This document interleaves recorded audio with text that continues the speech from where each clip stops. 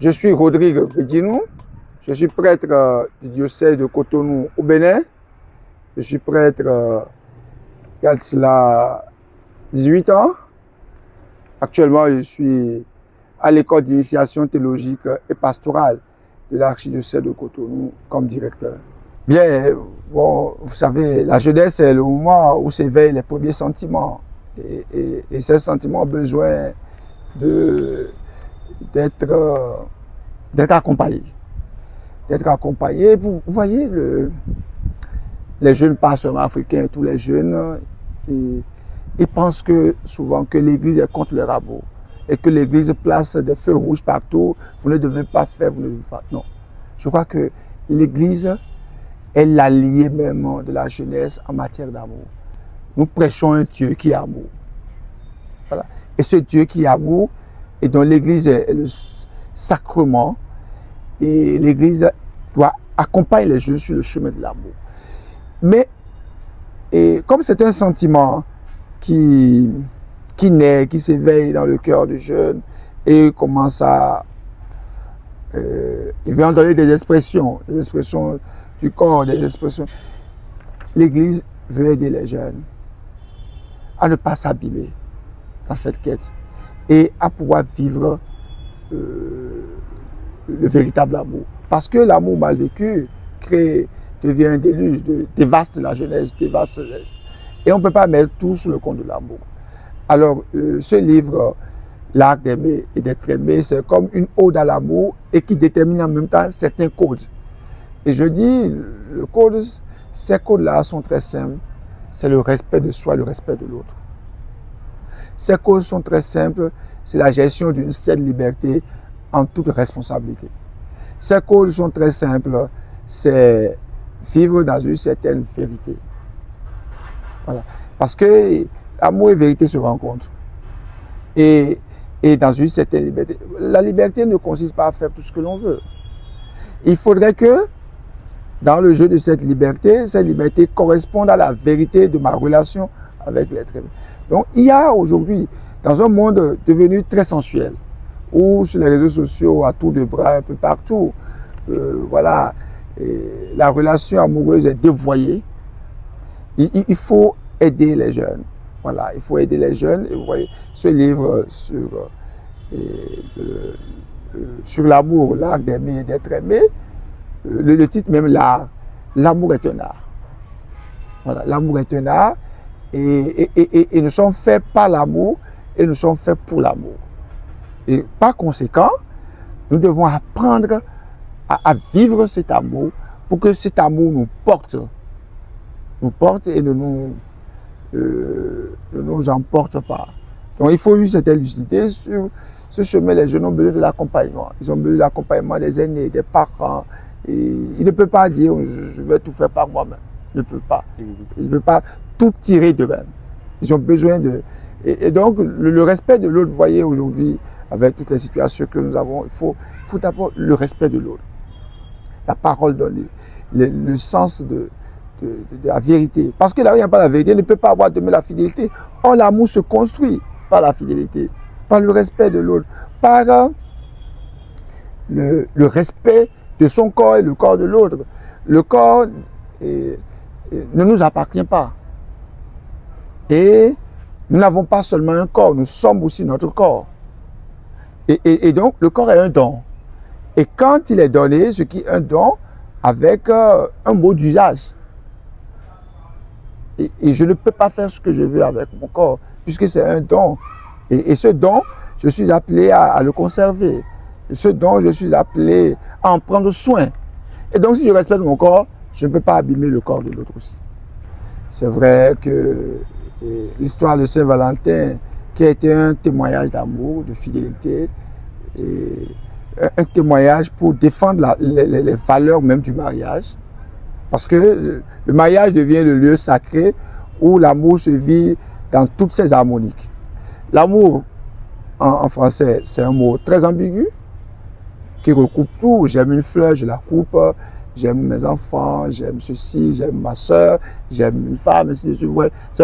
Mais le terme amour n'a pas le même contenu selon que j'aime une fleur ou j'aime un animal, j'aime mon père, j'aime mon fils, j'aime ma soeur, que j'aime une femme avec qui je décide de vivre pour toujours ensemble. Oui. Alors, comme je dis souvent aux jeunes, le verbe aimer, c'est le seul verbe qui n'est bon, qu'il est bon de conjuguer seulement au présent j'aime. Pas au passé. Au passé, il devient amer, j'ai aimé. Ça veut dire que je n'aime plus. Le futur est douteux, j'aimerais, je t'aimerais demain, non. C'est au présent. Voilà, j'aime, c'est au présent.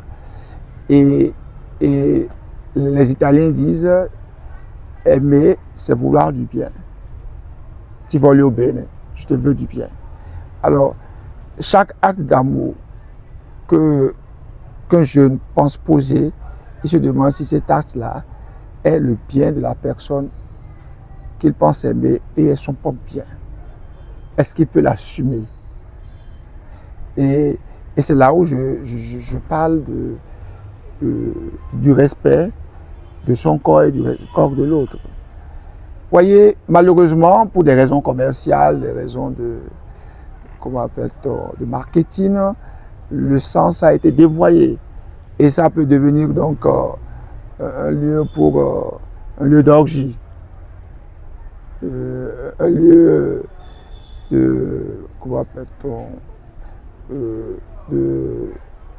où les valeurs sont saccagées. Non, ça devrait être un moment aussi de réflexion et d'engagement vrai. Vous voyez, aujourd'hui, puisque le jeune a tout à portée de main, et puis avec les réseaux sociaux, on scrolle tout le temps. C'est ça que vous dites, non? Oui, oui. Scroller, très bien. Ou bien on vit dans le zapping, on suit telle émission, on zappe, on va. Mais ça finit par structurer la vie même amoureuse du jeune. Et même en matière d'amour, il est en train de scroller tout le temps. Il est en train de... Il vit un zapping affectif et amoureux quotidien. Or, rien ne peut se construire s'il n'y a pas une stabilité. Vous voyez? Et essayez de demander, de dire à une personne, de dire à une fille, je t'aime pour 5 ans. Elle ne va pas vous suivre. Oui. L'amour inclut le pour toujours. Le pour toujours. Et le pour toujours a besoin d'une stabilité. Le pour toujours, on ne vit dans la stabilité que là où il y a vérité. Et il y a eu un respect de l'autre. Il faudra apprendre donc aux jeunes, par de petits exercices, et la maîtrise de soi, une certaine tenue, une certaine retenue dans les gestes là-haut, parce que celui ou celle avec qui je ne peux pas vivre pour toujours, ben, je ne peux pas me livrer à cette personne. C'est un grand risque. C'est un grand risque. Donc, il faut apprendre. C'est vrai qu'il y a les pulsions, hein, les pulsions de la chair, mais le jeune est appelé à encadrer ça. À encadrer ça. Et pour la question, l'acte que je veux poser, est-ce que cet acte-là est vrai? Est-ce que cet acte-là correspond à l'état ou à l'étape où je suis avec la personne? Il y a des expressions de l'amour qui sont proportionnelles à chaque étape. Ouais. Aujourd'hui, il y a une grande confusion.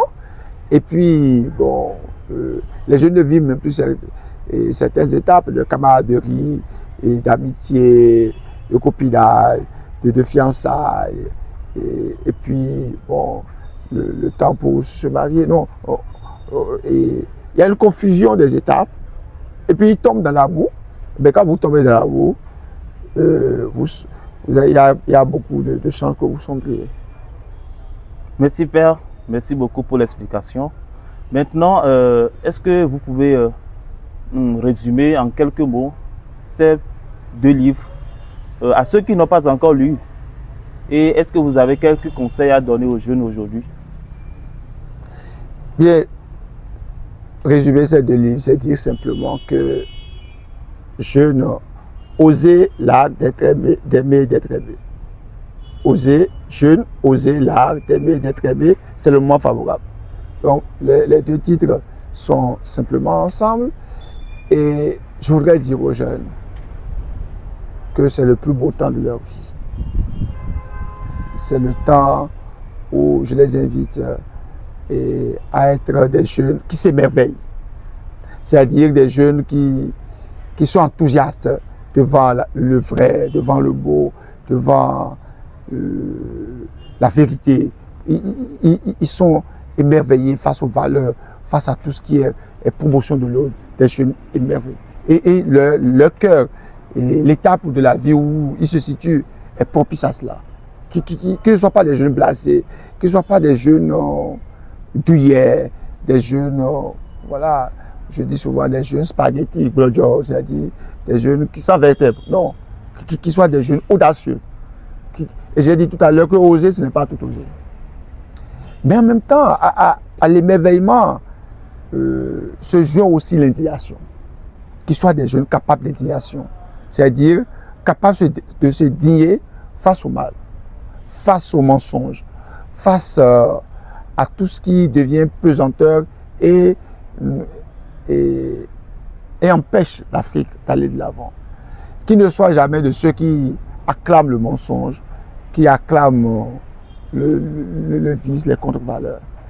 Et l'Afrique a besoin aujourd'hui de l'émerveillement de la jeunesse. L'Afrique a besoin de l'indignation des jeunes. Jeunes, émerveillez-vous. Face au bien, face au beau, face au vrai, face à tout ce qui est valeur. Et en même temps, indignez-vous. Et vous avez des outils, vous avez des espaces, vous avez des opportunités inouïes pour renverser les structures qui constituent des pesanteurs de réduction, de diminution de l'Afrique. Vous avez des outils, vos réseaux sociaux, et votre âge. Et on ne peut rien bâtir de grand sans les études. Malheureusement, les jeunes, vous savez, ils peuvent virer facilement la violence, ils peuvent... et la violence sous toutes ses formes. Vous allez sur les réseaux sociaux, vous voyez que c'est comme un champ de bataille. Dès lors que quelqu'un ne partage pas ton avis, il est agonie d'injures. Non. Et les jeunes pensent aussi que, bon, être contre quelque chose, c'est forcément être contre quelqu'un et puis lancer des injures. Non. Les jeunes peuvent s'organiser. Si jamais les jeunes s'organisent, mais ce sera le moment de la résurrection de l'Afrique. Voyez, et un autre élément, parce qu'en termes de conseils, on peut en trouver beaucoup. Il faut que les jeunes aient un rapport sain avec l'argent et qu'ils ne pensent pas que tout est monnayable. Parce que dès lors que dans l'esprit, tout devient monnayable, tout devient vendable, c'est la destruction des valeurs. La destruction des valeurs. Alors, que les jeunes s'engagent encore un peu plus à la gratuité, c'est-à-dire un esprit de gratuité, un esprit d'engagement. Parce que les jeunes aujourd'hui, l'engagement on a comme l'impression que l'engagement est conditionné aux intérêts. Non. Et il y a de la joie à s'engager. Vous voyez, je donne souvent un exemple. Il y a un athlète, je crois que c'est Kenyan, non?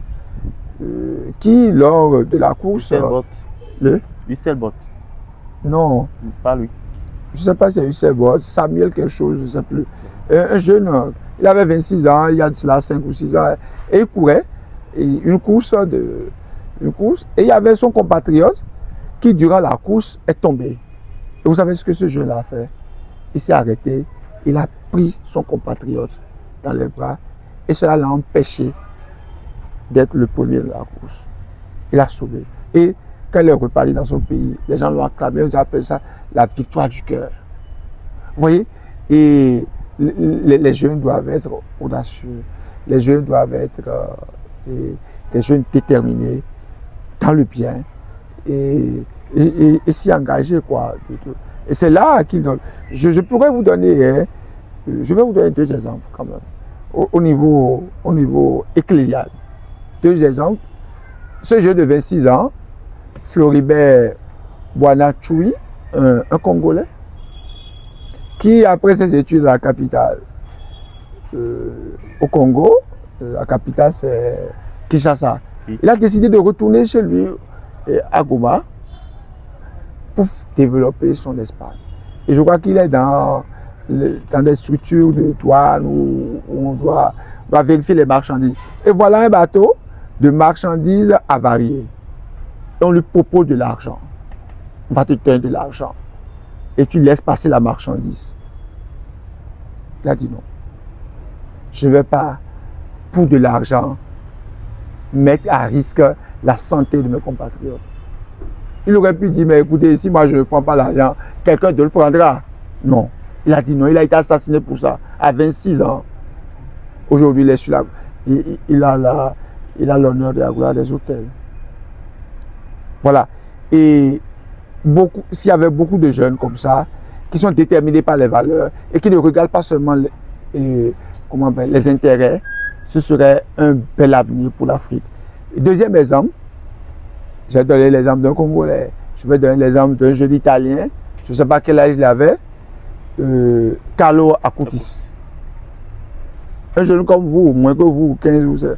Et il est devenu saint par les réseaux sociaux. Oui. Voilà, la sainteté est à portée de mettre de la jeunesse. Saint par les réseaux sociaux. Les réseaux sociaux sont devenus pour lui une opportunité d'évangélisation. Vous dites évangéliser autrement, c'est ça, non? Yes. Voilà, vous êtes sur ce chemin. Alors, il n'y a pas d'instrument mauvais en soi. C'est ce que nous en faisons. Les réseaux sociaux peuvent être de graves ressources pour la jeunesse. Moi, je dis, il faut qu'il y ait dans ce domaine. Faites peut-être des enquêtes. Voyez les pays qui sont développés, à quoi leurs jeunes utilisent les réseaux sociaux. Et voyez à quoi nos jeunes utilisent les réseaux sociaux. Voyez aujourd'hui en France, ils ont fait sortir une loi pour interdire les réseaux sociaux à moins de 15 ans. Aujourd'hui, nos enfants, chez nous, naissent avec les portables en main. Voilà. Pour faire calmer un enfant, aujourd'hui, on lui donne ça. Mais on est en train de détruire les portables et l'intelligence artificielle, tout ça. Ce sont de bonnes inventions. Mais c'est l'usage qu'on en fait qui devient pour nous un canal d'élévation. Et nous comptons vraiment sur cette jeunesse. Je disais au début que la jeunesse n'est pas seulement coupable, c'est une jeunesse capable. Et elle est capable de beaucoup de choses. Que les jeunes ne se disent plus, comme disait Kennedy, non, qu'est-ce que l'Amérique fera pour nous? Non, c'est qu'est-ce qu'eux ils peuvent faire pour l'Amérique. Que les jeunes Africains ne se disent plus, qu'est-ce que l'Afrique fera pour nous? C'est qu'est-ce qu'eux ils peuvent faire pour l'Afrique. Que les jeunes Béninois ne se disent pas, qu'est-ce que le Bénin va faire pour nous? Qu'est-ce qu'eux ils peuvent faire pour le Bénin? Que les jeunes Togolais ne disent pas, qu'est-ce que le Togo ou le gouvernement va faire pour nous? Mais qu'est-ce que nous allons faire pour notre pays?